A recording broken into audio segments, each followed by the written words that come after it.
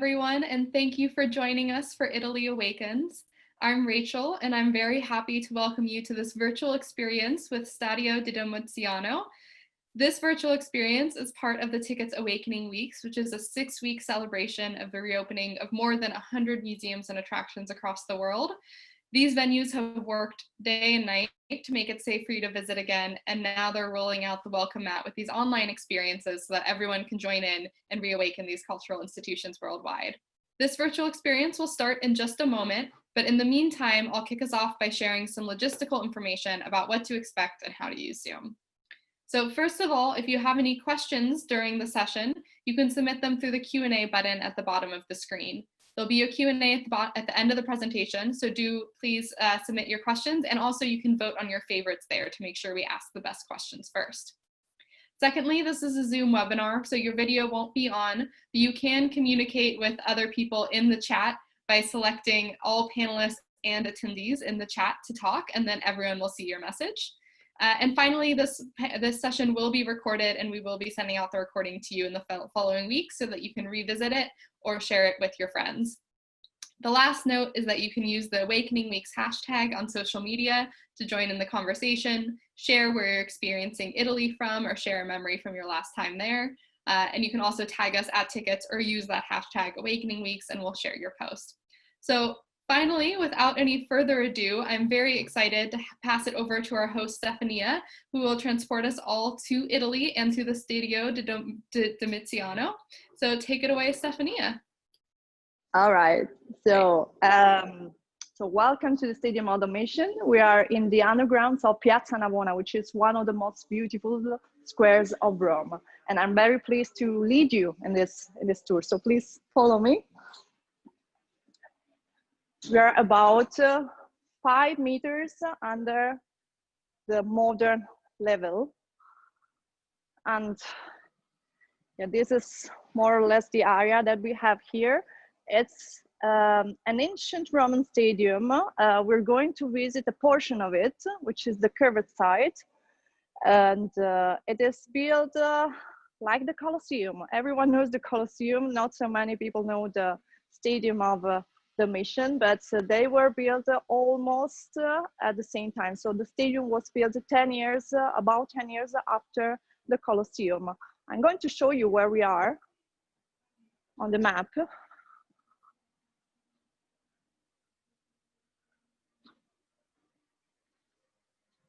Well, this is a very beautiful, well, I really love it, map of the ancient city of Rome. You can see all ancient imperial buildings. And this is exactly where we are now. This is the Stadium of Domitian. You can read in the middle, Piazza Navona. The shape of the piazza is exactly the shape of the stadium, because the piazza was built on the top of the ancient Roman stadium. The Colosseum is right here. Was built for the gladiators. You probably know that. Here is the Circus Maximus, famous for the movie Ben-Hur, for the chariot races.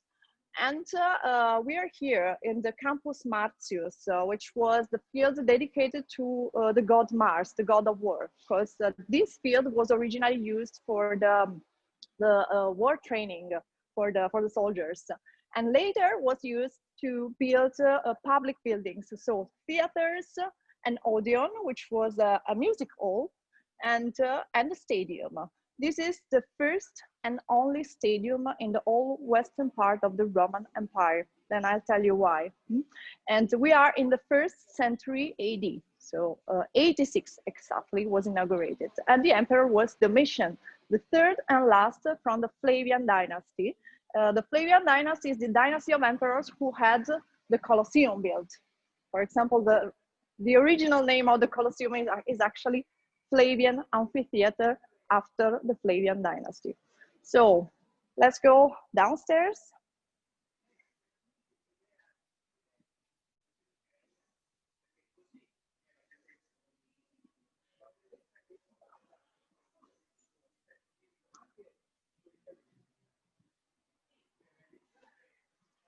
So this is how the stadium looked like, a U shape, like this. So 2 floors, 2 rows of arches. The first one was used as entrances, like in a Colosseum, decorated with statues, marble statues. And there you can see our Piazza Navona. Exactly here. You can see which stadium. In the centuries, the buildings, so during the Middle Ages, the Renaissance and the Baroque time, different buildings were built on the top of the ancient Roman structures. This is pretty common all over Italy, actually, but above all in Rome. So,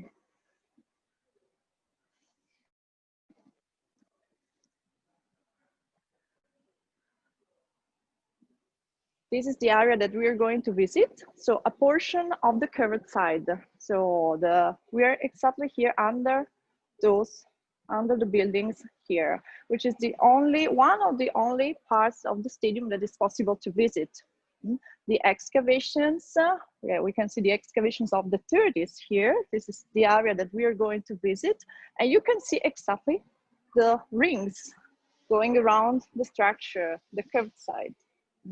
Here. Now there's a modern building built on the top. That's why we cannot see exactly the whole area like this. Here the excavation were done during the 30s, during the time of Mussolini. And at those time, all following structures, I mean, all Middle Ages structure or Renaissance structures have been destroyed just to take off the imperial structures. So the interest of Mussolini was to build a new empire like the ancient Roman Empire. So his interest was only in the Roman imperial structures. Here you can see one of the stairs. We are in the first ring now of the stadium. There were several stairs that led people upstairs to the first and the second floor. There were two different sectors of seats in the stadium because in the ancient Roman time, there was a strong social division. So rich people and poor people could not sit next to each other. So at the very top, there were also normal people, and in the first line there were senators, noble people, and so on. So very close to the arena so that they could see the games very well.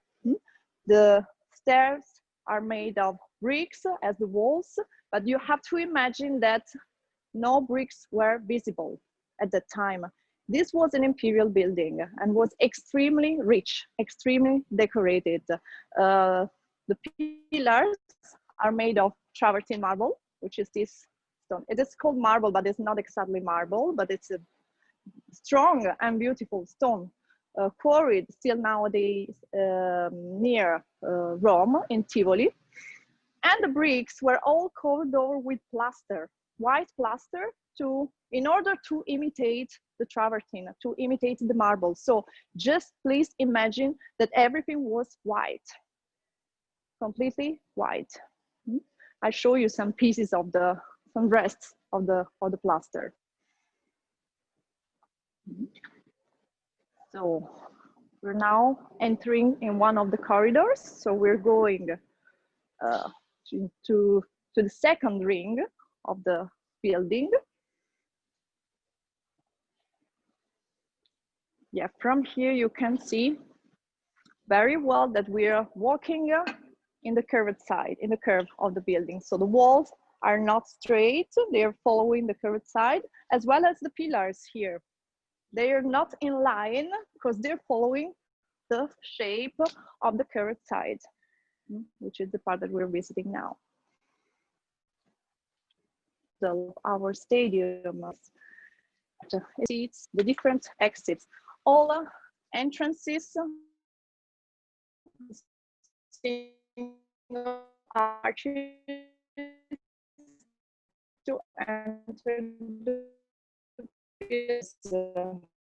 that we have seen, and the central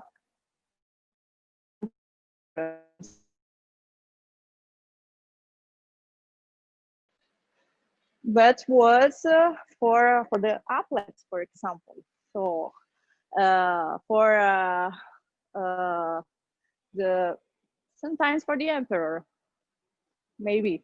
The emperor was sitting exactly on the right side, where you can see that kind of terrace, that balcony on the right side. There was another balcony on the opposite side, probably for the guests of the emperor, but more likely for the statues of the gods. The religion is very important for ancient Romans. The religion is in everything, in the everyday life of Romans, in the politics, and in everything. So those statues of gods were like taking part at the games. They were looking at the games together with the other people and the emperor, of course. So the central part was the arena. Piazza Navona, the buildings of Piazza Navona are built practically on the first floor. So the first floor was partly embedded in the new buildings. And the ground floor of the stadium became, well, cellars, storage rooms in the centuries when the building was abandoned. I mean, animal sheds, shops, and so on. Here you can see an example of the plaster that was covering all the bricks. So just imagine, it's like exactly the same color of the travertine. So imagine that everything was covered over with this plaster. So no bricks to see at all. And now, what was this building used for? The building was used for athletic competitions and was the only one in Rome. Domitian wanted to have the Olympic Games, yes, like the Olympic Games here in Rome. This is the Roman version of the Olympics. They were done every 4 years, and the specialties were, well, the foot race, first of all, the javelin throw, the discus throw, the long jump, the fights. What ancient Rome really liked were the fights. For example, the boxing. Here you can see, this is a mosaic from the thermal bath of Caracalla, a very important archaeological site here in Rome. And as you can see, they are wearing kind of gloves made of wool and leather. But what is also interesting is that they were naked. Exactly like in these pictures, the athletes were completely naked. Why? It was a Greek tradition. Showing a perfect naked body was something good. And for this reason, women could not take part at the games. I mean, they could, the spectators, the 30,000 spectators that could come here to see the games were just men. So no women here for this reason. So let me introduce you to our Domitian, Emperor Domitian. He was emperor between 81 and 96 AD. And he was particularly loved from the people, but not from the Senate. And this is why he was assassinated in the 96. So he claimed himself as God. And this was not permitted. This was not allowed in the Roman society. It was not like in the Egyptian society. Pharaohs were like gods. This is not the same in the Roman society. So emperors were not considered to be like gods in life, but after life. After life, they were like canonized, so they could become gods. As I said before, the building was an imperial building, extremely decorated. So not just rough, as you can see it now. For example, in the first row, in the first floor, in the second row of arches, there were lots of statues, like that one. This is one example of a marble statue. This is an Apollo, the sun god, which was found in the excavations. There were hundreds of statues like this.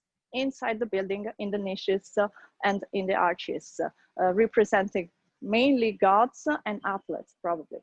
In the excavations were found just few of them, not so many.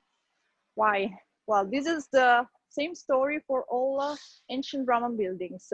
All of them were used as stone quarries. So also this building, when it was abandoned at the beginning of the Middle Ages, was used as a stone quarry. I mean, all the materials, all the beautiful marble, was recycled to do something else, to build something else. For example, the churches of Rome. And what about those statues? They were not just put in another villa in a Renaissance villa to decorate another villa. They were mainly destroyed. They were put into a kiln and to make lime, practically. So building materials, this is what they needed at that time. So most of the statues have been, unfortunately, destroyed. And in this big room, we can also see what happened during the Middle Ages when the stadium was not in use anymore. Here is the rest of, the traces of a staircase. Steps made of wood, probably. They are not there anymore. Not only because they were made of wood, but also for the reason I said before, that the excavations of the 30s destroyed everything, all what came after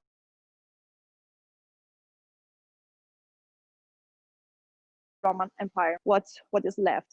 The rest of these stairs, probably they have built in the middle, more floors on the top, and then on the top, and then on the top.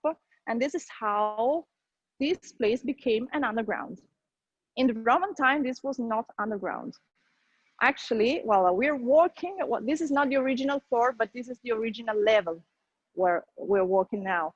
And the Roman street was even lower because there were 3 steps to come into the stadium. And now, I show you how deep we are.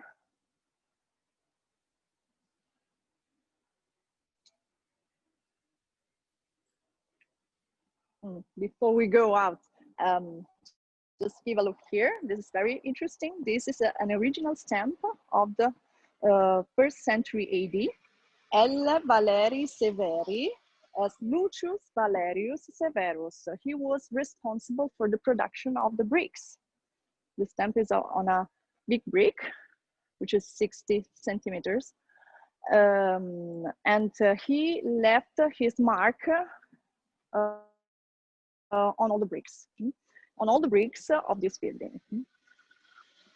And now we're going practically to the central entrance, to the one that we have seen in the model before. So the main and central entrance. Practically, at the end of this corridor, there was the arena. So while we cannot go through the wall, unfortunately, through the modern wall, but if we could get to the ancient arena, which is not there anymore, unfortunately. And this was the main entrance, the arch, the big arch that we have seen before. Part of it, at least.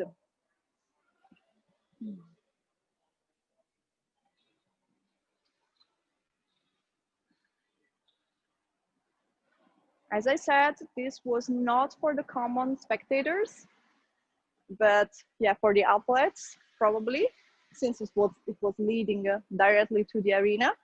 You can see how deep we are. It's about 5 meters from the modern level nowadays. This entrance was monumental. Well, was much more that we can see today. We can just see the arch in the back, but there was a marble part in front of it, marble columns on both sides. This is one of the original marble columns in the original position. There was another one, sorry about the noise. There was another one on the opposite side. And of course, these two columns had to support something. So probably on the top, there was a big statue with a quadriga. So a chariot with 4 horses driven by the Emperor Domitian for sure. We also have some coins that were representing the Stadium of Domitian, and apparently, yeah, there was something on the top of the main entrance. There were 3 main entrances. This is the one in the center, in the middle of the curved side, and there were 2 more main entrances in the center of the long sides. And now just a quick look here at this panel. This is just to let you imagine how the level grew so much, so about 5 meters, which is not so much actually, 5 meters. Here in Rome, we have even 20 meters difference between the modern and the ancient level. It depends on the part of the city. Many things happened during the time, especially after that the stadium was abandoned because of the spread of Christianity.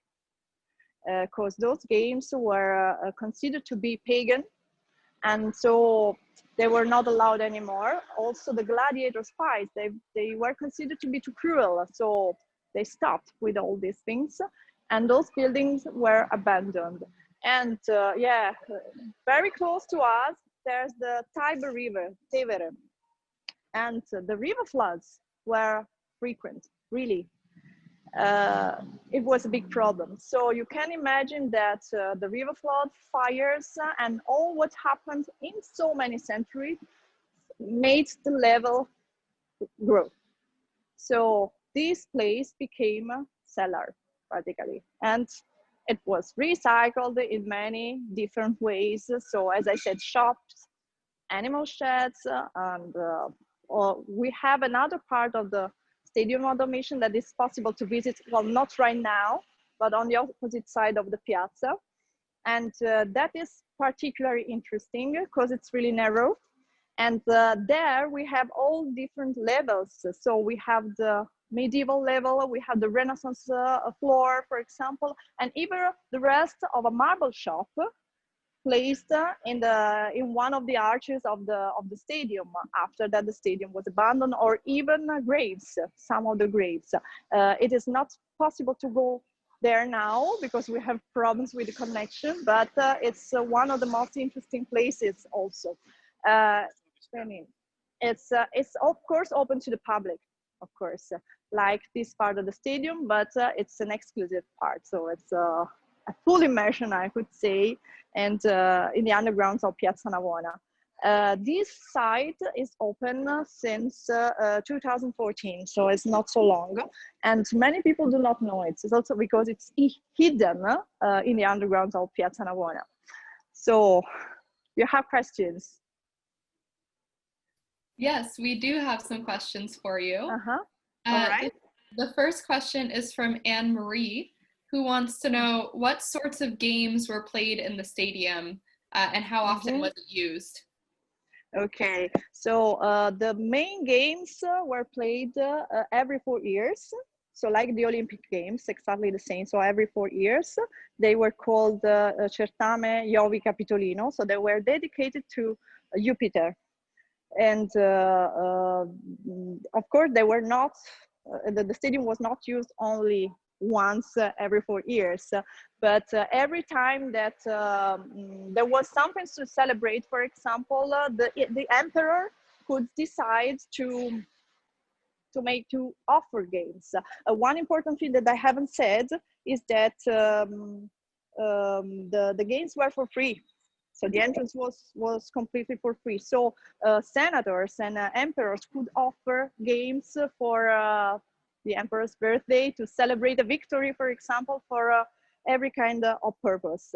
And the kind of games were, yeah, the foot race, first of all, the javelin throw, the discus throw, the pentathlon, practically, the long jump, and 3 different kinds of fights.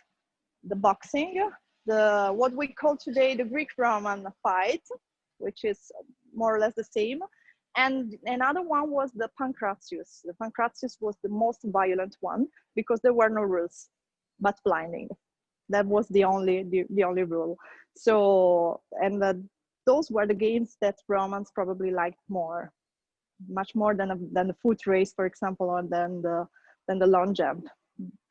Great. And then the other part of her question was it ever used for things other than sports?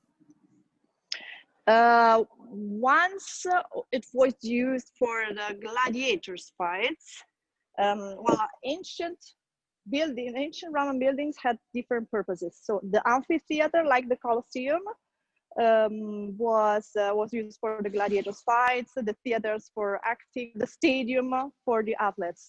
So normally every building has its purpose. But there was a big fire in the Colosseum in the 3rd century AD. So during the restoration of the Colosseum, the gladiators games were done here in the Stadium of Domitian. About it, I have to say also that there's a legend about this stadium, about naval battles. Many people, even Romans, think that here were held naval battle. So like in a Naumachia. There were places for naval battles called Naumachia, but there were specific places for that, and not this stadium. So it's a legend. Also because, well, the name of the piazza, Navona.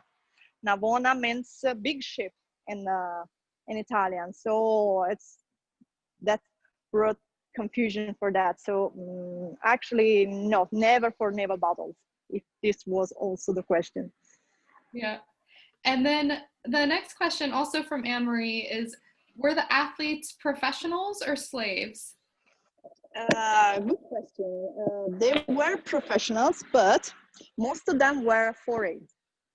So they were from Greece normally. Yeah, this is important because, well, actually, the sport, the athletics as competition, as spectacle, was not part of the Roman culture. It was imported from Greece. Imagine that this is the first and only permanent stadium ever built in Rome, and we are in the 1st century AD. And the Olympic Games in Greece were established in the 8th century BC. They were counting the years, the time, the calendar with the Olympic Games. So imagine how important it was for them. Not so important for Romans. And in any case, all athletes or also actors, all people that were working in the spectacles were not well considered. So they were the lower class, not slaves, not many gladiators were slaves, but this is not the case. But in any case, they were the lower class. They could earn money with the games, winning the games, but they were never well considered. For example, actresses were in the theaters were considered to be like prostitutes, more or less, just to give an example. Great. And then the next question is from Jordana, who wants to know when was the stadium first constructed? When did construction begin? And how long was the stadium in use for? It was constructed in about 5 years, from 81 to 86. In the 86 was inaugurated, and it was in use more or less till the end of the 5th century AD. So quite long time. A little bit less than the Colosseum, I would say. Okay. And then I think you already answered the next question because you mentioned entrance was free, but was there any type of ticket to get inside, or did people just walk in? Yeah, there's a ticket to get inside. There's it's 850 euros. There's also a ticket, which is I have to ask Matteo because I cannot remember. Sorry. Okay, and for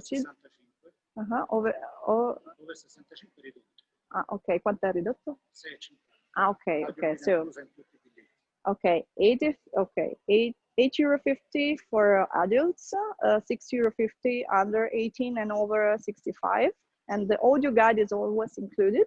It's also possible to have a guide if you to book a guide if you come here, which is an extra cost, of course. And it's also possible to visit the other part of the underground, which is on the opposite side of Piazza Navona, which is how much, Matteo? €4.50 more. Great. And the ticket, yeah. Fabulous. And then the next question is about how the athletes trained. Did they do their training at the stadium? Did they have group classes? How did they get so in shape? Yeah, also it's a good question. Actually, yeah, they could use the stadium to train, but there were also fitness centers in the thermal bath, close to here, close to the Pantheon.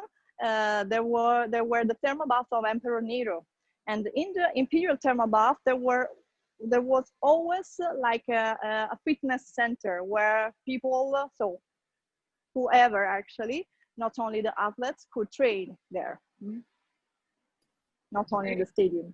Yeah. And Carol wants to know, were this stadium and the Colosseum used for different purposes? I think you touched on it briefly, but maybe if you could say a little bit more. Yes, yes. The Colosseum, just come with me. I will show you that also the shape is different because the purpose is different. I will show you a picture of the Colosseum so we can speak also about it. That is the Colosseum.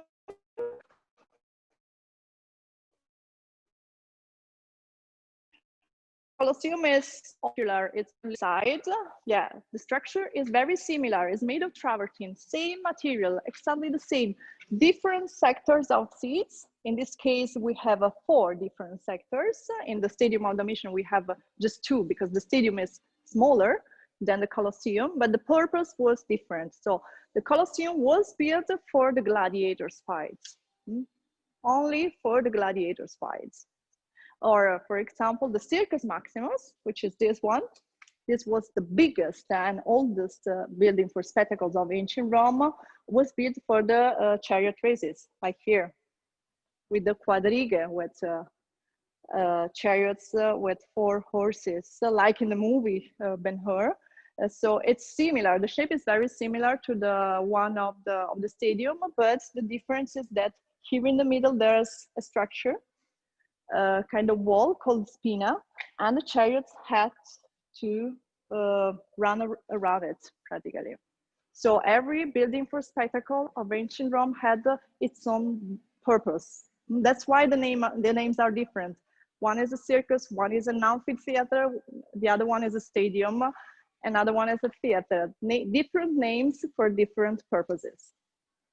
Great. And then there's a somewhat similar question, you're in a good place for it, which is how big is this stadium compared to other Roman stadiums? Or maybe they meant also colosseums or circuses there. Well, the stadium is about 270 meters long. And for example, the Circus Maximus is 600 meters long and could seat up to 250,000 people. So something incredible. Also, so there are no places, so please tell me if I'm wrong, but I know that there are no places, no stadiums as big as the Circus Maximus nowadays. So 250,000 people, it was 1/4 of the whole population of Rome. Yeah. So the stadium was big, but not compared to other buildings. So the Colosseum could seat up to 80,000 people. The stadium was big, but not as big as other buildings. And then the next question is from Jordana, who says, you mentioned that the statue we saw earlier was Apollo. She's wondering, how do you know exactly which god it is? Yeah. Many people ask that, yeah. It's difficult to say because, yeah, no arms, no head, so it's really hard. But we have more different statues like that one in exactly the same position. And that's why, well, with the comparison with other statues, we know that this is exactly the position of that Apollo, because Romans used to do copies, many copies of the same statue, normally from the Greek art. They used to copy the Greek art, and they made different copies, many copies of the same statues. So it's not the only one. That's why we know that it's an Apollo, but it's a very good question. Yeah, that's very fascinating. On a Yeah. very different note, someone named Rachel asked, probably playfully, are there any ghosts? So if there are any ghost stories from Roman times about ghosts still haunting the area. Ghost stories, well, not from the ancient Roman time, here from Piazza Navona. There's the story of, well, we say that it's a story from the 1600s, and we call this woman, well, this one was called Donna Olimpia Maidalchini, and she was supposed to be the mistress of the Pope, Innocent X. Well, a very powerful woman. And according to the legend, when the Pope died, so she lost all her power, and she ran away with the old money, with old gold of the Pope. And then when she died 1 year after the Pope, more or less. And according to the legend, her ghost goes through the piazza and goes through the bridges of Rome with the chariot and the old gold inside it every year in the day of the death of the Pope. So this is related. Well, there are many ghost stories about Rome, but this is related to our Piazza Navona. Oh, that's a great one. Okay, next question is from Anne-Marie, who wants to know if there were any animals used in the sports there. No animals in the sports. Actually, in the Colosseum, yes. In the Colosseum, there were gladiators fighting against beasts, for example, or beast versus other beasts. So different kinds of animals, of course, mainly from Africa and from Asia, but not in the stadium. Great. And then the next question is if the chariots were used only for sport or if they were also used just for public transportation kind of around the city. Yeah, both. So, yes, absolutely. It was the main way to move, to transport goods, for example, at the time. So absolutely both, and also for the sports. Of course, there were different kinds of chariots. The ones for the sports were light, were a little bit smaller because they need to be very fast. And then there were other kinds of chariots used for the transportation of goods. That makes sense. The next question is from Chris, who asked, he said, many stadiums in Rome have an obelisk. Did this stadium have one? And if so, is it the obelisk that stands on the Fontana dei Fiumi now? Mm-hmm. Right. Normally, obelisks were decorating the central structure of the Circus Maximus, of the circuses, not only the Circus Maximus. So, for example, here, and we have, in Rome, we have several squares decorated with obelisks, because after the fall of the Roman Empire, they were also recycled by the popes to decorate the squares. This is what happened also in Piazza Navona. So the obelisk, which is exactly on the top of the Fontana dei Fiumi, actually doesn't belong to the stadium, but it's exactly now in the middle of Piazza Navona, like it was a circus. This is the reason why the archaeologists at the beginning, several years ago, thought that this was a circus rather than a stadium. That obelisk, which is on the top of the Fontana dei Fiumi, comes from another circus, which is on the ancient Appia Way, the Circus of Maxentius. Because as I said, there were several circuses, several theaters, at least 2 amphitheaters, but only 1 stadium. And the stadium was not decorated with obelisks because the arena was free in the middle. Very interesting. Mm-hmm. The next question is on a different note. Someone's wondering, why were the games played naked? Yes, because Domitian was in love for the Greek culture. And Greeks used to play their games, their Olympic games, completely naked to show a perfect body. Well, showing a perfect body for for the Greeks was something good. Was a perfect body was like showing a perfect soul. So to keep the Greek tradition, though, so they were running and playing all games completely naked, which is, yeah, for Romans was something a little bit strange because, well, you know, for example, the statues of Romans, normally they are togati, so covered with a toga. And the Greek statues, especially those of gods, are always naked. Why? Because nudity was something good in the Greek culture. So to show the perfection of the body. Great. And we're on to our last couple questions. So for the audience, if you have any final ones, be sure to get them in there now. But the next question is, how did they make brick back when the stadium was constructed? How did they make the brick that the stadium was constructed with? The bricks with furnaces, kilns. It's just bricks are just made of clay, burnt clay practically. So there were several, and it's all local clay. There were several furnaces all around the city where they produce all those bricks, and most of them have these stamps with the name of the production, probably like today, more or less. Yeah, it looked very modern. Yeah. Okay, on to our last question of the day. Were the excavations in the 30s when the stadium was first discovered?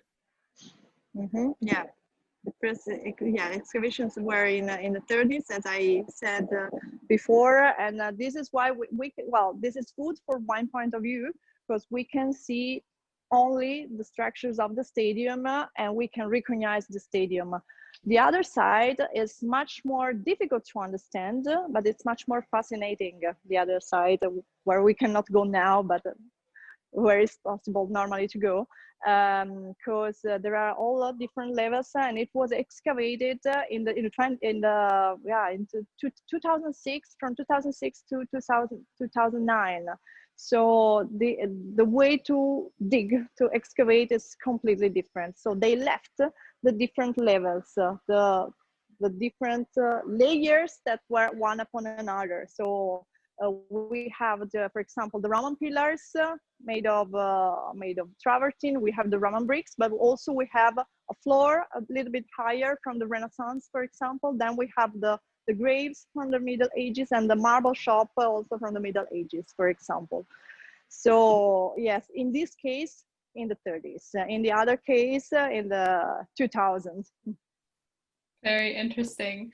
That was our last question for the day. Everyone in the chat is saying that you've been such a delightful host for us, Stefania, so thank you so much. Thank you. Thanks a lot. This virtual experience for everyone was part of the Tiqets Awakening Weeks. Please, if you're in Italy, especially if you're near Rome, go visit in person. These venues are open, and very happy to see you again. Yes. You can visit tiqets.com/blog/awakening-weeks for more information on how to get tickets in person, how to find more virtual experiences going on during the week, and next week, our final week in the USA. So thank you again so much, Stefania, for taking the time. We've really Thanks a lot. It was a pleasure, really. And whenever you want to visit us, you're very welcome. Fabulous. So thank you everyone for joining, and we look forward to finding more ways to experience culture with you again soon. Good night. Goodbye. Bye. Thank you.